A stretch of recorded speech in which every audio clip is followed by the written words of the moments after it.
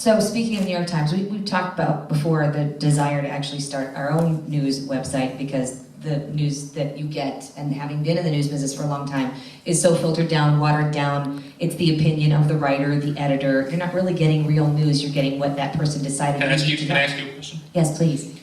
If you look at the mainstream news, and a very general question, but you, like I do, open the paper, watch, a major network. How much of that news do you view as propagandized? 90%. Same number for me, 90%. And we come at media from two totally diametrically opposed points of view, right? Correct. And you grew up in a media family with your father. Right. Okay, so you have two people here who've been in public life for a very long time, and 90% is propaganda.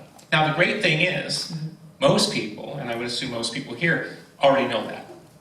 So they are reading the news with a different level of discernment. But isn't it interesting that those who are propagandized not only are not stopping to propagandize, they're actually turning up the volume. Hence, so-and-so blasts so-and-so, and so-and-so rips so-and-so. Yeah. Because you have to double down on that rhetoric.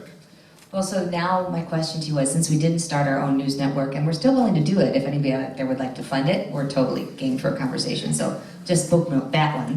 But a real network that gives real information that's not 90% propaganda, what is your daily routine in the morning when you get up? What are the websites that you go to? You do drives, what do you do?